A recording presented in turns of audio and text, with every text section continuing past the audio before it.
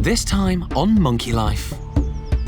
It's all hands on deck when Sam and Sasak are allowed back out into the trees. Jeremy and Kat, you've got eyes on them down there? An eye where she gets two down on the ground. Woolly monkey Bueno is taken to the operating theatre. He's lost a lot of weight recently. Out of the dominant males, he's our smallest one now. And this has to be looked at. There has to be a reason for it. And Linga gives a hostile welcome to newcomer Kai.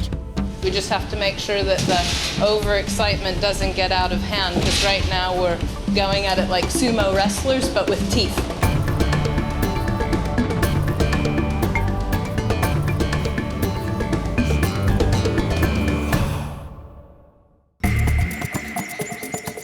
Monkey World in Dorset is the largest sanctuary of its kind on the planet. The team, led by Dr. Alison Cronin, rescue and rehabilitate unwanted and abandoned primates from all over the world. Have you packed your stuff? Got your favourite comics and everything? The park is home to more than 240 monkeys and apes. The aim is to give them as natural a life as possible.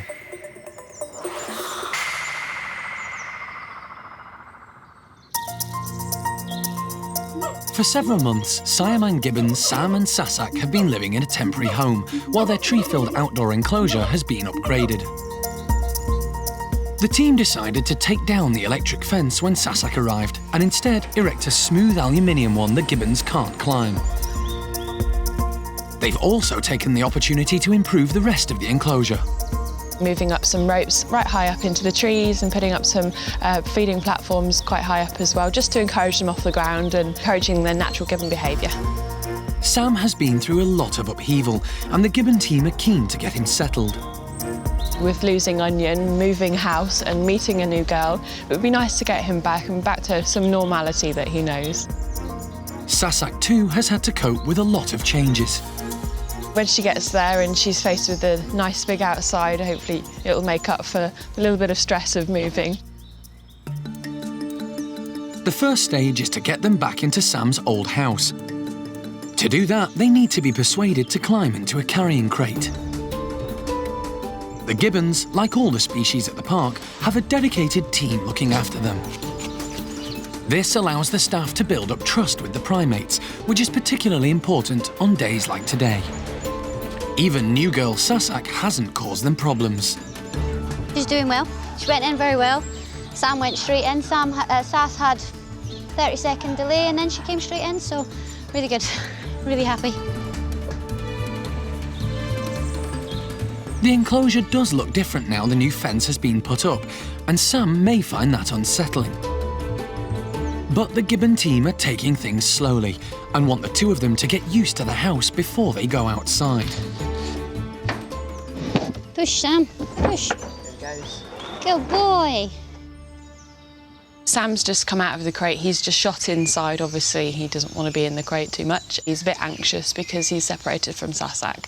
They're quite strongly bonded, so they don't really like being separate at all. So the sooner we get her inside, the better. We ready? Push us up, Sass. Come on, sweetheart. Sasak is unperturbed, but Sam seems a bit on edge. They've settled down now. Sasak has just helped herself to a bit of breakfast there. So, yeah, Sam's obviously a little bit anxious still, but she seems fairly calm, actually. A lot calmer than him. Once the Gibbons have got used to their new home, they'll be allowed back into the trees.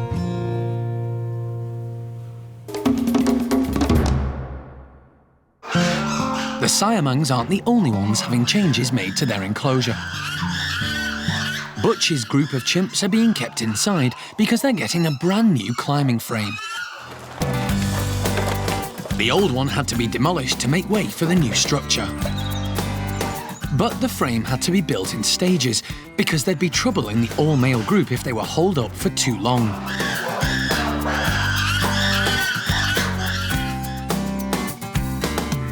The enclosure was getting a little bit old, a little bit tired. The bachelor boys were getting a bit bored with it as well. It was the same thing every day. It's a much bigger frame now, with a lot more usable space.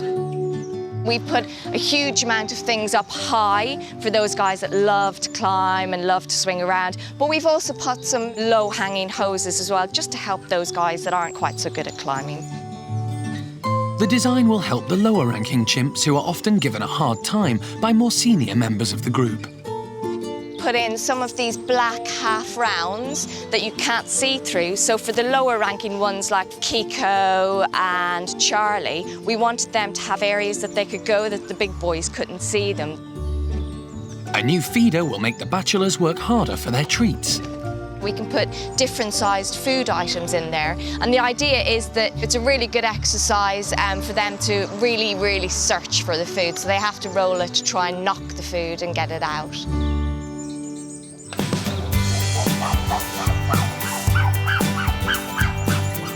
The boys seem to like what they see. This group are a particularly rowdy bunch, and the chimp team are hoping this new climbing frame will help dispel excess energy.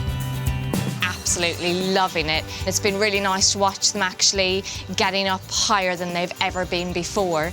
Particularly Paco, he's just climbed right up to the top pole. And he puffs himself up to make himself look as big as possible. Plus, he can also see what's going on in the whole enclosure. He can keep an eye on everyone and what they're actually doing as well.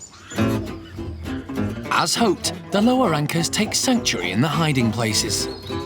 Seamus and Charlie at the moment are both having a really good play session. They're thoroughly enjoying the red hosing nets that we have out there. They've got big wide grins on their faces. They're laughing and having a great time out there. Generally, when you see the bachelors playing, it's a really good sign because they're all nice and relaxed. No one's really feeling that anxious. The new blue barrels that we put up are absolutely great. They seem to love them. Sammy is actually really enjoying the barrel. He is being a little bit lazy. He's just sitting under it and twirling it around in the hopes that food kind of falls into his lap. Sammy has put on weight recently, and the chimp team are hoping this new climbing frame will give him more exercise. We would like to get a little bit more weight off him if possible, particularly now that we've just put up the red hosing. It is helping him because he has got handholds to climb up. We've so far only seen him going about halfway, but we hope that in the future he will gain confidence and actually go that little bit further. So little steps at a time.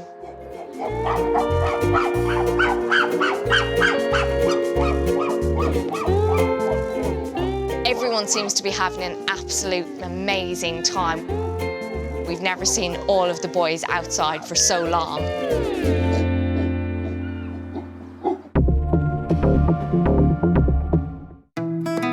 At the Orang nursery, newest recruit Kai is settling in well and has been having a great time with Xiao Ning. He's shown no signs of missing his mum, Xiao Kuai, who he was recently separated from. Kai's obviously with Xiao Ning, which we pretty well thought was going to be okay because they know each other, or reasonably know each other, and that's gone really well. So now Linga and Dinda are in the next bedroom waiting for their turn. Probably a silly thing to say, but they're only little people, so it's a bit limited to how much damage they can do to each other. So anyway, we're going to open the door and see. Prove me a liar. Again. When you're ready. Ready. No, you're good. Linga, in particular, has a reputation of being rather hostile to newcomers. She's already tried to have a go at Kai through the mesh, so this encounter could be interesting. Kai is keen to meet Dinda, and she responds well. That's good. Look at Dinda. Good girl. Oh, see, it's not so bad. But when he approaches Linga, she's not so welcoming and sticks close to Dinda. All right, Linga. I think he's at least as hard as you, Linga. These introductions are being done in a small area on purpose, so that if there's trouble, the team can separate the orangs more easily. He's just saying hello to everybody. Of course, Linga's got an attitude and he doesn't care. Linga seems to have met her match in Kai. Realising he's not getting anywhere, he turns his attention back to Dinda. Excellent job. Dinda's been perfect. She's very friendly and sociable. That's probably why Linga's got so much of an attitude. because her best friend is very shallow and has dumped her already. Come on, Linga, join in. Yeah, she says, I'll join in. Linga goes on the offensive again. She doesn't like Kai playing with her buddy. Linga's finally started sort of relaxing a bit more, and like, if you know her, the look on her face has gone from tight-lipped and so on to sort of like, oh, this is fun. And they like wrestling and playing hard. We just have to make sure that the overexcitement doesn't get out of hand, because right now we're going at it like sumo wrestlers, but with teeth.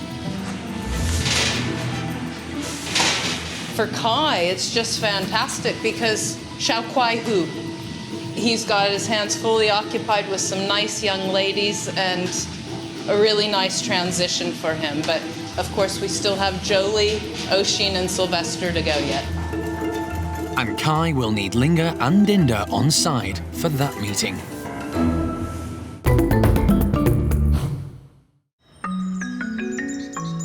There are 3 groups of woolly monkeys at the park, each led by a dominant male.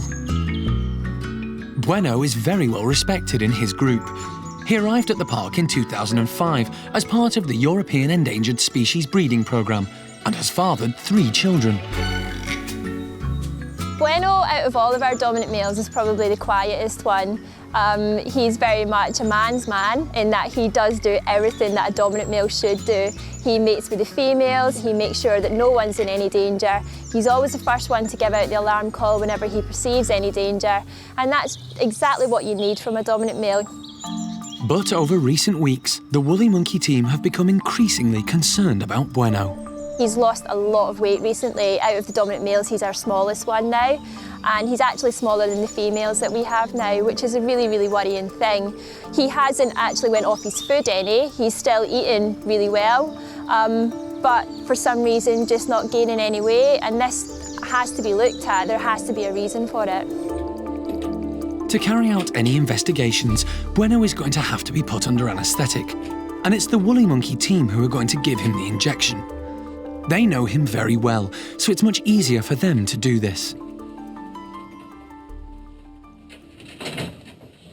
Excellent.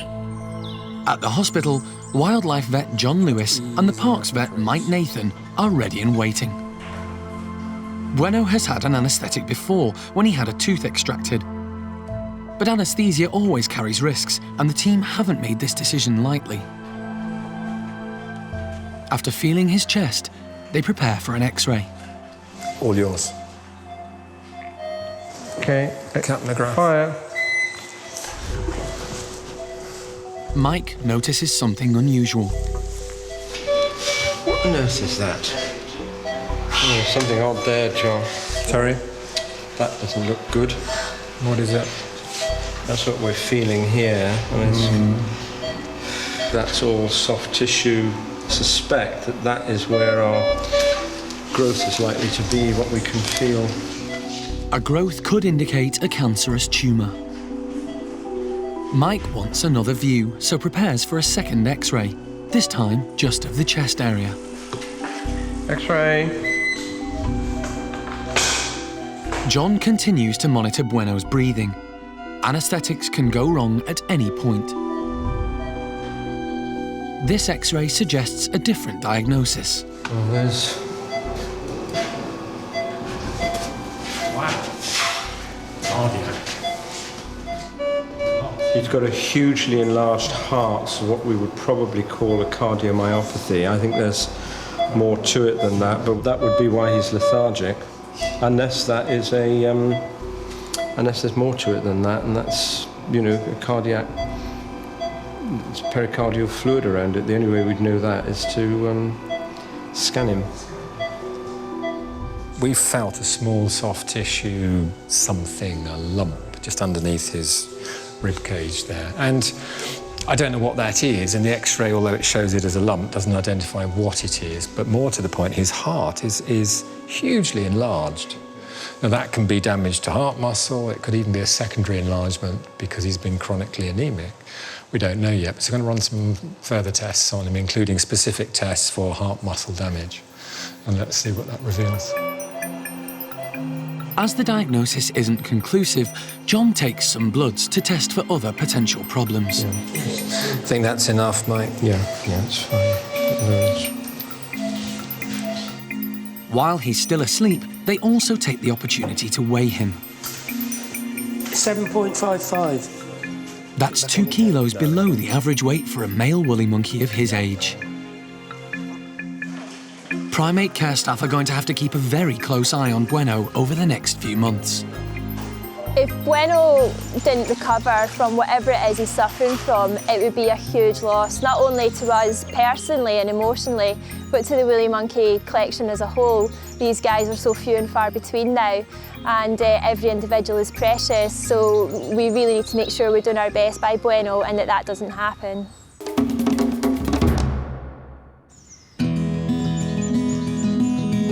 At the Siamang Gibbon house, Sam and Sasak have settled into their new home and are busy grooming.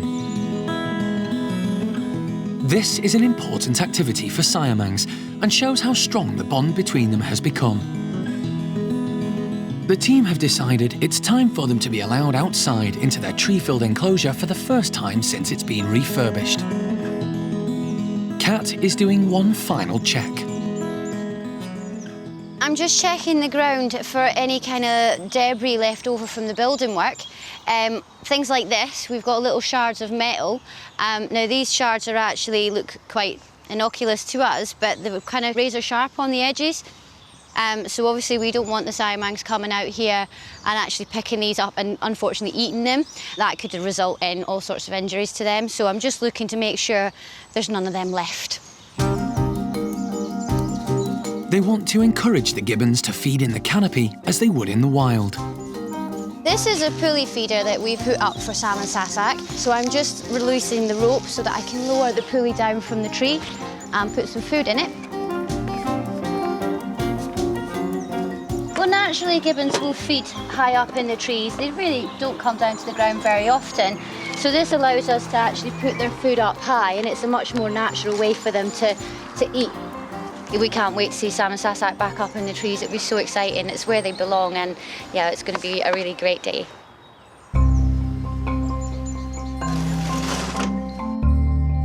Inside, Sam and Sasak are unaware of all the excitement. Guys, you ready to come out? They don't seem in any hurry. Sam, come on. Jeremy always says better slow than fast, so in their own time, that's fine. We'll wait them out. Finally, Sasak emerges. In Gibbon society, the females are more dominant than the males, so it's no surprise that she goes first.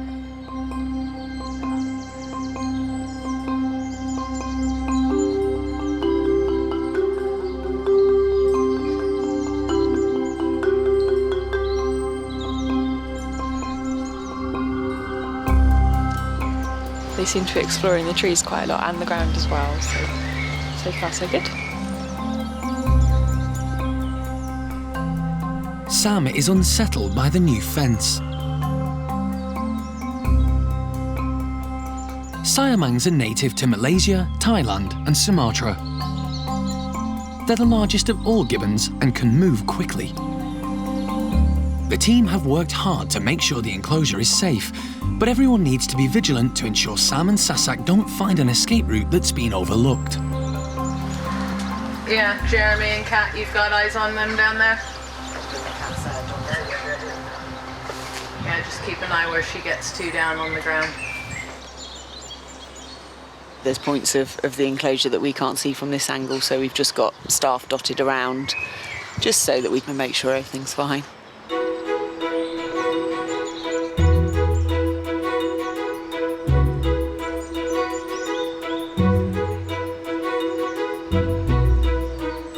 One thing I'm quite surprised about is Sasak isn't staying as close to him as I thought she might, but everybody's really calm.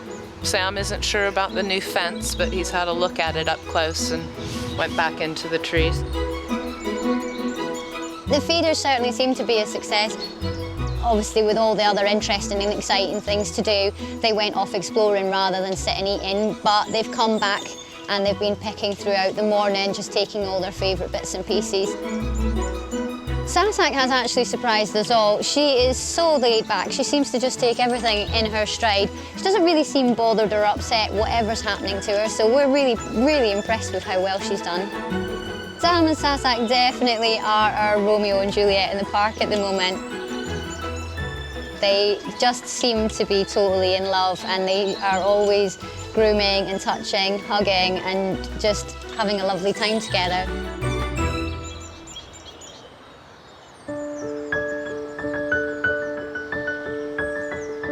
Unfortunately, the weather stops them exploring further. The heavens have just opened and the rain is getting quite heavy now. Sam and Sasak have had the sense to actually come inside, so we've actually taken the opportunity and we've shut them in for now. They've explored every inch of the enclosure, they've used a lot of muscles today, and they've also had a very emotional day as well because there's a lot of excitement for them as well. So I'd imagine that they're just going to want to tuck down to bed quite early and sleep right through.